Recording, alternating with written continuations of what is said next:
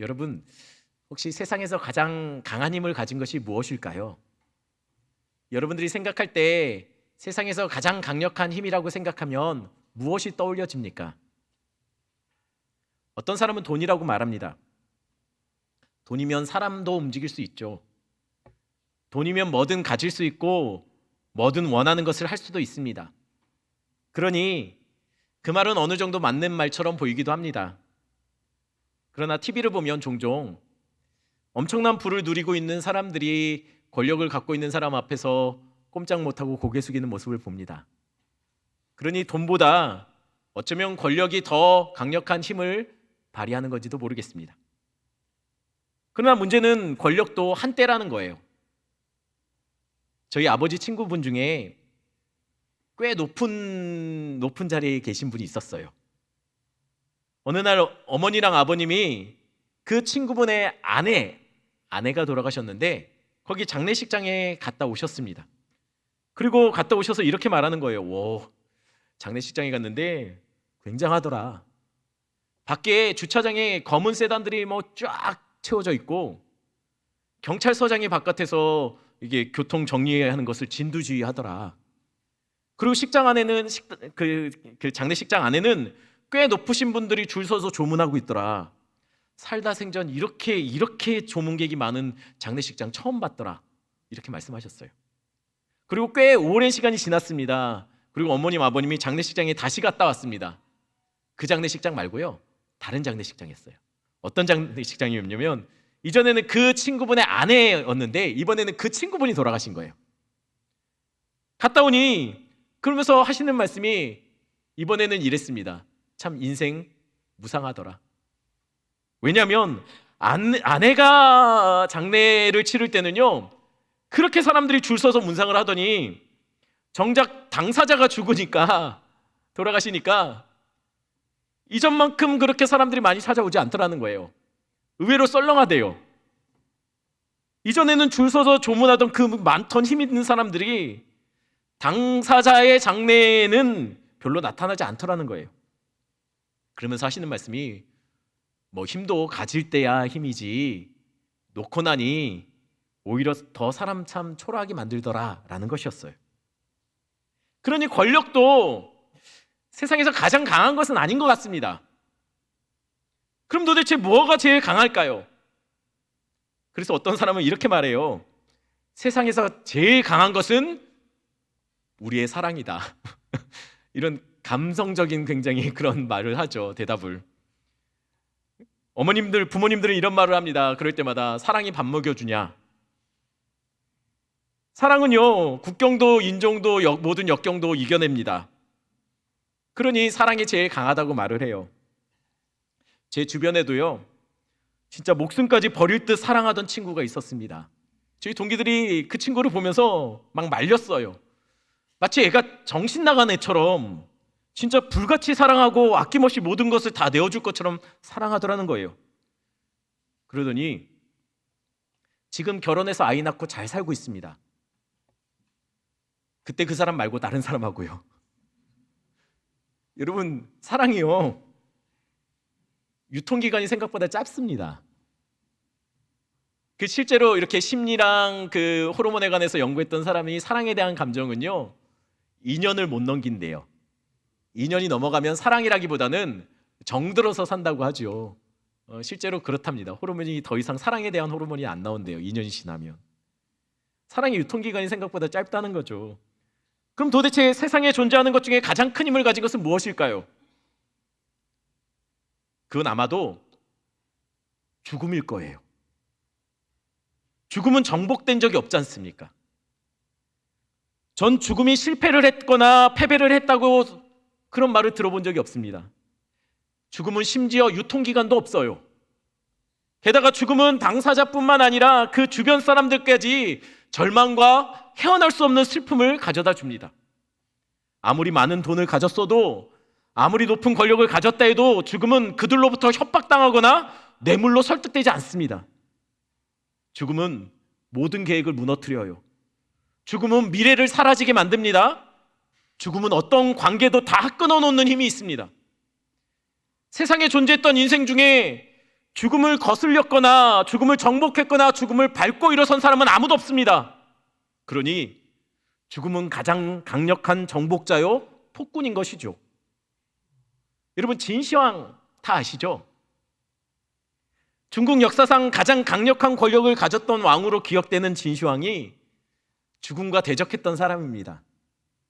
죽음을 정복하려고 노력했습니다.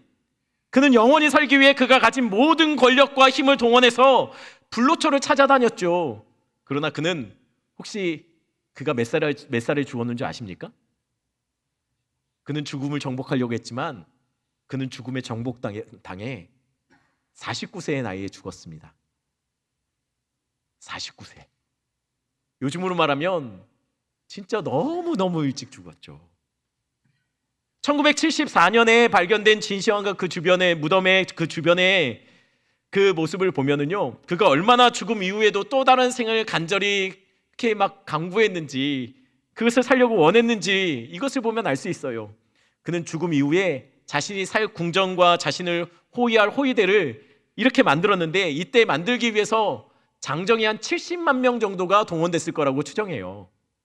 70만 명의 사람이 동원돼서 자기 죽음 이후에 살 곳을 이 사람들을 통해서 만들었다는 것이죠. 이것만 봐도 그가 얼마나 대단한 힘을 누렸던 사람인지, 그가 얼마나 강력한 힘을 가졌던 사람인지 알 수 있습니다. 그런데요, 아이러니하게도 이것만 봐도 죽음이 얼마나 강력한지를 알 수 있죠. 이렇게 강력한 힘을 가졌던 그도 죽음 앞에 무너져 무덤 속에 머물러 있다는 거예요. 세상에서 가장 강력한 독재자도, 엄청난 부를 누렸던 누군가도 모두 죽음 앞에 정복되었습니다. 그리고 죽음은요, 무덤이라는 감옥 속에 그 모든 사람을 가둬놨어요. 이 감옥이 얼마나 대단하냐면 인류 역사에 아직도 그 감옥에서 탈옥한 사람이 아무도 없습니다. 누구도 이 감옥에서 벗어나지 못했어요. 그런데 놀라운 일이 벌어져요. 인류 역사상 스스로 이 감옥에서 걸어 나온 딱 한 사람이 오늘 본문에 나오더라는 거예요. 에이, 설마요. 모든 인생은 죽습니다.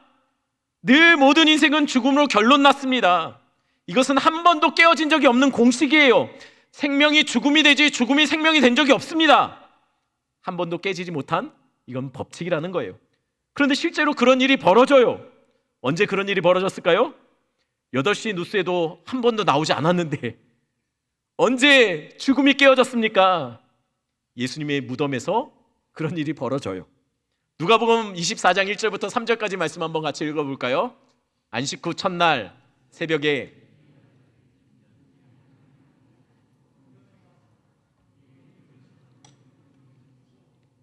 들어가 보니 주 예수의 시체가 보이지 아니하더라. 여기서 나오는 여자들은요, 막달라 마리아, 요한나, 야고보의 어머니 마리아, 그 외에 몇몇 여자들이 더 있었던 것으로 보입니다. 그러니 아마 최소 4명 이상은 있었던 것 같아요. 한 명이 본 게 아니에요. 그럼 도대체 이 여자들은 무덤에서 무엇을 봤다는 것일까요? 이 여자들이 본 것은 무덤에서 예수님이 없는 것을 봤습니다. 예수님의 시체가 없었습니다. 아니, 근데 이게 말이 됩니까?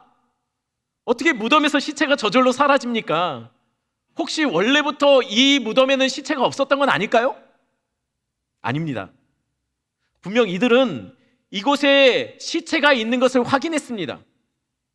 앞장 23장 55절 한번 볼까요? 한 목소리 읽겠습니다. 갈릴리에서 예수와 함께 온 여자들이 뒤를 따라 그 무덤과 그의 시체를 어떻게 두었는지를 보고, 이 여자들은요, 분명 예수님의 시체가 이 무덤에 장사 지내는 것을 목격했던 여자들이에요. 그런데 금요일 장사를 지내고 토요일이 지나서 주일날 다시 와서 보니 무덤이 비어 있는 거예요. 아니, 이게 도대체 무슨 일입니까? 아니, 어떻게 도대체 이런 일이 벌어졌을까요? 어떻게 무덤 안에 있는 시체가 스스로 사라지죠? 누가복음 24장 5절 6절 제가 읽어드립니다.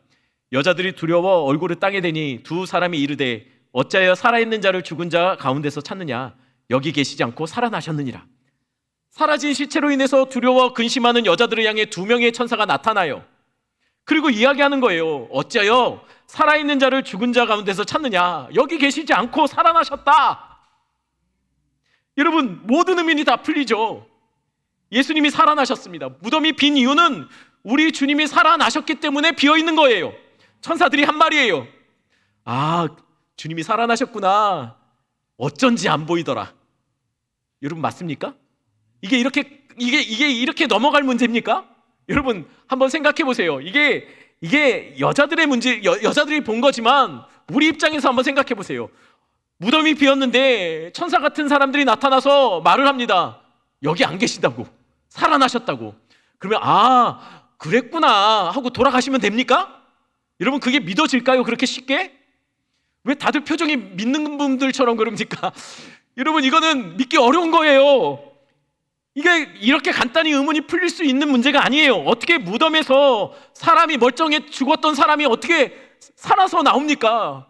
이런 역사상 있었던 적이 없습니다. 그래서 몇몇 자유주의 신학자들은 이것에 대해서 이렇게 말해요. 예수님이 실제로는 죽지 않았다고요. 잠깐 기절했는데 그때 그걸 보고 사람들이 죽은 줄 알고 장사를 지냈다는 거예요. 그리고 나중에 예수님이 그 무덤에서 정신을 들어서 보니까 자기가 이곳에 있더라는 거죠. 그래서 예수님이 그 문을 열고 나오셨다는 거예요. 그리고 도망쳤다는 거예요. 또 어떤 이들은 이렇게 말합니다. 제자들이 예수님의 죽은 시체를 빼돌리고 거짓으로 예수님이 부활했다고 소문내고 있다는 것이죠. 아니, 왜 이런 말들이 나올까요? 믿을 수 없기 때문이에요.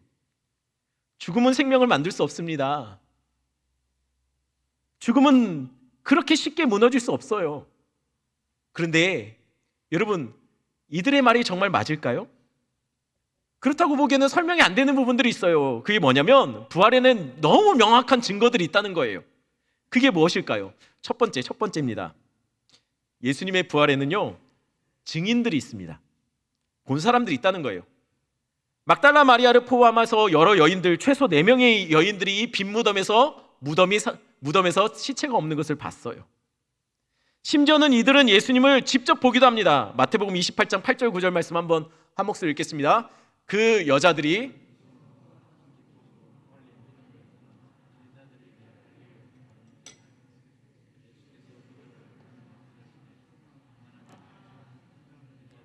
나아가 그 발을 붙잡고 경배하니, 여인들이 허상을 본 게 아니에요. 이 여인들이 예수님의 발을 붙잡고서 경배했대요. 이들만 본 게 아닙니다. 또한 제자들도 봤어요. 오늘 본문 고린도전서 15장 5절 6절 제가 읽어드립니다. 게바에게 보이시고 후에 12 제자에게와 그 후에 500여 형제에게 일시에 보이셨나니 그 중에 지금까지 대다수는 살아있고 어떤 사람은 잠들었으며. 게바, 즉 베드로가 봤습니다. 그리고 12 제자가 다 봤어요. 이뿐입니까? 심지어는 500여 형제에게 일시에 예수님의 부활의 모습이 나타났어요. 한두 명이 봤다면 착각할 수 있죠. 사람이 때로는 불안하고 신경이 예민해지면 헛것이 보이기도 하지 않습니까? 하지만 심리적 착각이라고 하기에는 예수님이 6주 동안이나 이곳저곳 바쁘게 여러 장소에 나타나셨고 많은 사람들을 봤고 많은 사람들이 예수님을 만졌고 심지어는 한 곳에 500여 사람들에게 동시에 예수님이 나타나셨어요. 근데 이게 어떻게 헛것이 보입니까? 심지어는 의심대왕 누굽니까? 도마가 예수님의 부활을 보고 만졌어요. 여러분, 도마가 확인했답니다. 도마가 확인했으면 예수님 진짜 부활하신 거 아닙니까? 그들이 동시에 그런 착각을 한다는 것은 불가능해요. 이것은요, 죽은 사람이 진짜 살아나는 것보다 더 불가능한 일입니다. 어쩌면 그래도 못 믿겠다고 또 이렇게 생각하는 도마보다 더 의심 많은 분들이 있을지도 모르겠습니다. 성경에 기록된 그 자체가 거짓이라고. 부활을 본 사람도 없고 예수님은 부활하지도 않았다고. 그런데 성경이 거짓말로 지금 이렇게 쓰고 있다고. 여러분, 그러나 본문은 이렇게 말해요. 직접 부활을 본 사람들이 대다수가 살아있다고요. 아직까지도. 이게 무슨 의미일까요? 여러분, 당시에 예수님의 무덤이 비었다라는 것은요, 역사적인 사실이에요. 왜냐하면 그때 당시에 사람들에게 이것이 굉장히 큰 이슈였거든요. 예수님의 부활의 무덤이 비었다는 것은 이것은 역사적으로 일어난 사건입니다. 그런데 이 기록, 그것을 목격했던 사람들이 여전히 아직도 살아있다라고 성경이 기록하고 있다는 거예요. 이게 무슨 의미냐면 이런 것입니다. 저는 우리 아이들이 저를 굉장히 존경하고 있다고 믿고 싶습니다. 우리 자녀들이, 전 아이가 셋인데요, 얘네들이 저를 굉장히 존경하고 있다고 믿고 싶습니다. 그러니 이렇게 한번 가정해 볼게요. 제가 죽었습니다. 죽고 나서 우리 아이들이 저를 기념하기 위해서 저의 일생을 책으로 써서 출판했어요. 우리 아이들이 저에 대해서 책을 썼으면 여러분들 다 한 권씩 사실 거죠. 예, 그리고 주변에도 한 권씩 추천해 주고 선물 보내고 막 그럴 거죠. 예정이 있지 않습니까? 그죠? 예, 갑자기 정이 안 느껴지네요.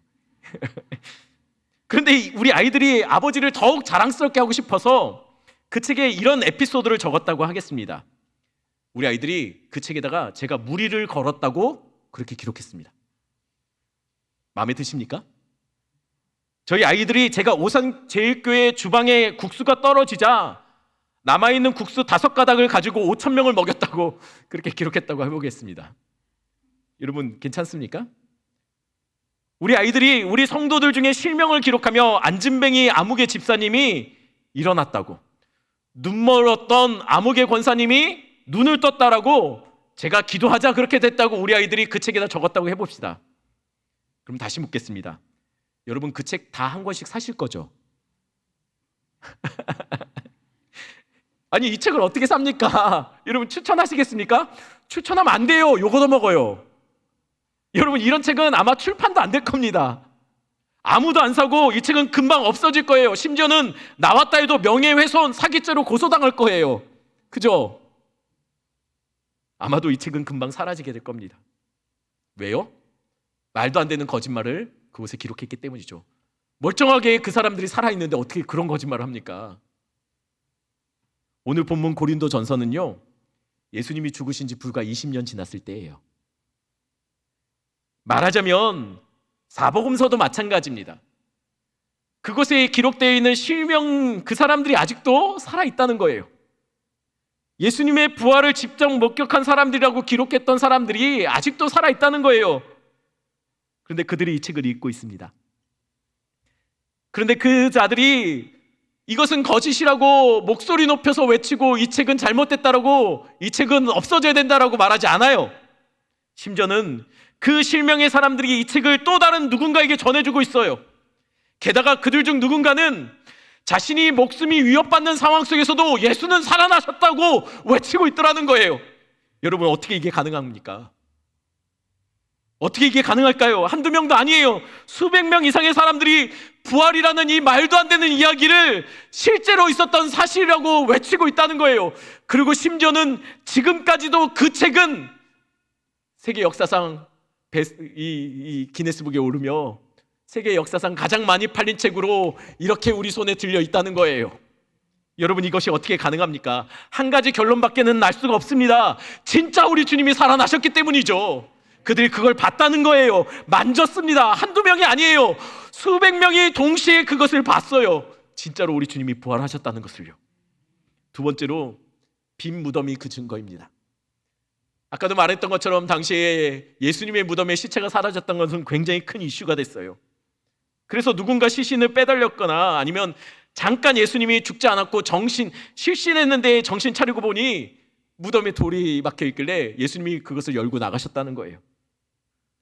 여러분 당시에 예수님이 시신이 없어졌다는 것은 로마 당국자, 무덤을 지키는 파수꾼들에게도 굉장히 난처한 일이었습니다.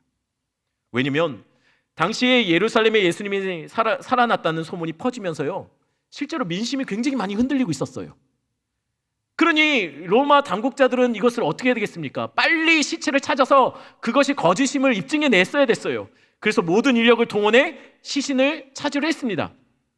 그러나 결국 찾지 못했습니다.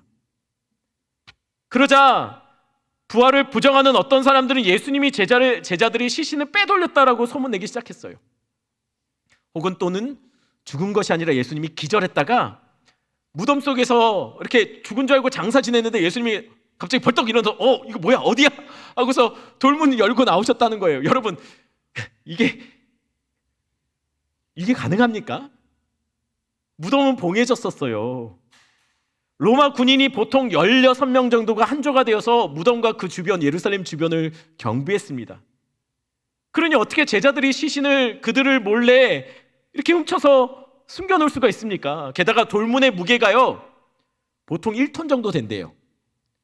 예수님이 단지 기절했다면 예수님 밤새 채찍질 당하고 매 맞으시고 십자가 지시고 옆구리 찔리시고 거의 죽은 상태였을 텐데, 정신 차려보니 이거 뭐야 하고서 돌문 열고 나와서 도망쳤다는 게 말이 됩니까? 아니, 예수님이니까 능력이 있으니까 돌문이 열렸겠죠. 맞습니다. 예수님이 능력이 있으니까 부활하신 겁니다. 이게 앞뒤가 안 맞는 말들인 거예요. 게다가 예수님이 세마포가 옆에 놓여져 있었다라는 이 원어상으로 보면은요, 세마포를 풀어서 놓은 게 아니라 그곳에서 사람의 몸이 빠지면서 세마포가 푹 꺼진 상태를 말하는 거예요. 아니, 그러니 누가 예수님을 몸만 빼서 의도적으로 예수님의 시선을 빼돌릴 수 있겠습니까? 거의 불가능한 거죠. 이것보다 더 결정적인 증거가 세 번째예요. 세 번째는 제자들이 변했다는 거예요. 요한복음 20장 19절 말씀 한번 같이 큰 목소리로 한번 읽어볼까요? 이날 곧 안식 후 첫날 저녁 때에 제자들이 유대인들을 두려워하여 모인 곳에 문들을 닫았더니 예수께서 오사 가운데 서서 이르시되 너에게 평강이 있을지어다. 제자들은요, 예수님이 잡히셨을 때 다들 도망쳤어요. 왜요? 무서웠거든요. 예수님이 죽고 나자 지금 제자들은 어떻게 하고 있습니까? 문을 닫고 있어요. 문을 걸어 잠고 숨어 있는 거예요. 그런데 이들이 어떻게 변한 줄 아십니까? 그들이 예수님이 그 핍박당하고 고난당하고 십자가를 지셨던 그 예루살렘의 한복판에서 예수를 그리스도라고 외칩니다. 우리 주님 살아나셨다라고 그들이 외치고 있어요. 이게 어떻게 가능할 거예요? 이게 어떻게 가능한가요? 혹시 그들에 대한 그 살해 위험, 그 로마의 위협, 유대 지도자들의 위협이 사라져서 그런 것일까요? 아닙니다. 예수님의 부활의 소문이 막 퍼져나가자 당시 로마도 유대 종교 지도자들도 굉장히 예민해졌고 날이 서 있었습니다. 그런데 제자들만 변했어요. 상황은 더 안 좋아졌는데, 더 위협적인 상황이 됐는데 이 갑자기 제자들이 이상해지더라는 거예요. 어느 정도로 이상해졌냐면요, 베드로를 한번 볼까요?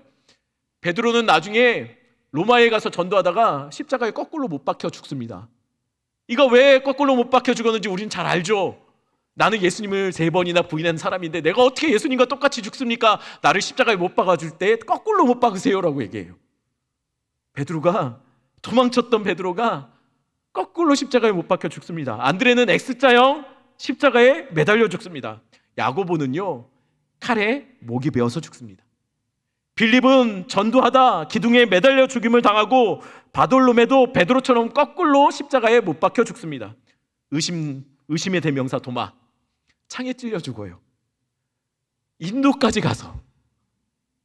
그리고 마태는요, 목이 베었고, 야곱이라고 나오지만 작은 야고보는요, 성전 꼭대기에서 떨어져서 죽임을 당합니다. 시몬과 유다는 전도 중에 활을 맞아 죽어요. 그리고 마띠아는 돌에 맞아 죽습니다. 예수님의 제자들이요, 전에 이러는 말에 조금씩 차이는 조금 있지만 분명한 것은 요한을 제외하고는 모든 제자들이 순교의 길을 걸었다는 거예요. 이 모든 것을 제자들이 모의하고 멋지게 예수님의 시체를 빼돌려서 사기극을 벌였다면 이 말은 곧 이 말과 같습니다. 그들이 자신들이 꾸민 거짓 이 사기극을 위해 요한을 제외한 나머지가 모두 자기 목숨을 버렸다는 거예요. 여러분, 거짓말을 위해서 자기의 목숨을 버리는 사람이 있습니까? 거짓말이라는 것을 들통나지 않기 위해, 그것을 지켜내기 위해 정말 자기까지 목숨까지 버려가면서 그 거짓을 지켜내는 사람들이 있나요? 여러분, 이게 가능합니까? 누구도 자신의 거짓을 위해 목숨을 버리는 사람은 없습니다. 그럼 도대체 왜 제자들은 다 이와 같이 겁쟁이 제자들이, 다들 죽음을 피해서 도망쳤던 그 제자들이 어떻게 십자가를 지고, 어떻게 자기 십자가를 지고 예수님이 따라갔던 그 죽음의 길을 걸어갔을까요? 제자들은요, 정말 본 겁니다. 그들의 목숨까지라도 걸고 증언할 수 있을 만큼, 내 목숨이라도 걸겠다라고 말할 수 있을 정도로 너무 선명하게 예수의 부활을 봤다는 거예요. 부활하신 주님을 그들은 만졌고 보았습니다. 너무 생생해서 감히 그런 일이 없다라고, 목숨을 위협받는 상황에서도 우리 주님 살았다라고 밖에는 말할 수 없을 만큼 그들은 생생하게 부활의 주님을 경험했다는 거예요. 기억하십시오. 부활은 역사입니다. 누군가에 의해 조작되거나 꾸며진 사실이 아니에요. 누구도 자신이 꾸민 거짓을 지켜내기 위해 죽지 않습니다. 생명을 걸지 않아요. 그런 사람은 없습니다. 그들은 정말 부활하신 주님을 본 거예요.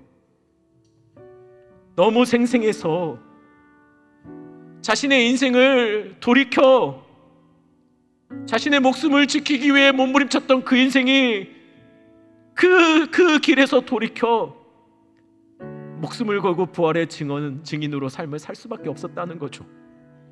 여러분, 죽음이 두렵지 않아서 그런 것이 아닙니다. 그들도 죽음이 두려웠어요. 정말 죽기 싫었을 거예요. 어쩌면 그 살아계신 주님 때문에 매맞고 감옥에 갇힐 때마다 좀 억울한 마음도 들었을 거예요.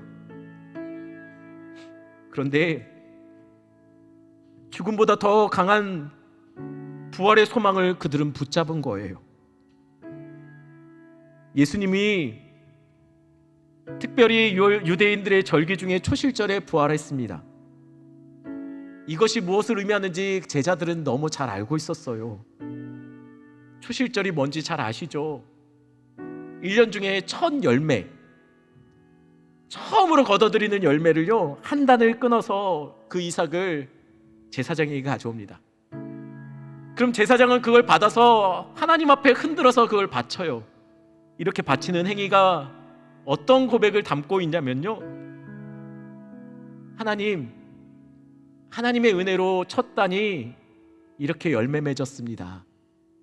이것이 우리가 거둔 첫 열매입니다. 하지만 이게 이제 시작입니다. 이제 앞으로 이 곡식과 꼭 닮은 열매들이 계속 거두어지게 될 겁니다. 추수하게 될 겁니다. 이제 시작입니다. 제자들에게 있어서 예수님이 초실절에 부활했다는 것은요, 그런 의미예요. 제자들은 죽음을 향해 담대히 걸어갈 수 있었던 것은 죽음이 무섭지 않아서가 아니에요. 이제 시작이기 때문이에요. 예수가 부활했으니 그의 가신 길을 따라가다 보면 우리도 예수님처럼 그렇게 꼭 닮은 부활의 열매를 우리 삶 속에, 죽은 것 같은 우리의 인생 속에 그 부활의 열매가 맺혀질 것을 믿었기 때문에 그들은 따라간 거예요. 다시 말씀드리지만 죽음이 무섭지가 않아서가 그런 것이 아닙니다. 죽음보다 더 강한 부활의 능력을 믿기 때문에 죽음으로 들어간 거예요. 여러분, 부활이 죽음보다 강합니다. 부활의 능력이 우리의 삶의 문제를 덮습니다. 부활의 소망이 우리의 절망적인 삶의 문제보다 더 강합니다. 혹여나 여기에 여러 가지 복잡한 문제로, 삶의 여러 가지 어려움으로 절망 속에 주저앉은 영혼들이 있으면 기억하십시오. 부활이 우리 문제보다 큽니다. 부활이 우리가 날마다 고통하고 날마다 주저앉게 만들고 날마다 절망할 수밖에 만들 수 없는, 그렇게 만들고 있는 우리의 삶의 여러 가지 문제들, 그 문제들보다 부활의 능력이 더 큽니다. 그러니 삶의 여러 가지 어려움에 사로잡힌 자로 살지 마시고 부활의 소망에 사로잡히는 여러분 되기를 간절히 축원합니다. 우리는요, 이 땅에서 죽지만 하늘에서 생명으로 다시 일어날 겁니다. 우리는 누군가에 의해서 무덤에 묻히겠지만 무덤이 우리의 인생의 끝이 아니라 무덤에서 우리는 다시 시작할 겁니다. 우리는 누군가에 의해 어쩔 수 없이 죽으면 무덤으로 들어갈 수밖에 없지만 우리 주님이 그 무덤에서 우리를 일으켜 세우실 거예요. 그러니 이 땅을 살면서 여러 가지 삶의 어려운 문제 때문에 우리 마음 흔들리고 주저앉고 세상이 끝난 것처럼 살지 말라는 거예요. 우리 하나님, 우리를 위해서 예수 그리스도 이 땅에 보내셨고 죽으셨고 우리를 살리기 위해 우리 예수님을 부활시키셨습니다. 그의 부활과 함께 우리가 함께 부활할 겁니다. 우리 찬양 시작됐네. 우리 찬양하겠습니다.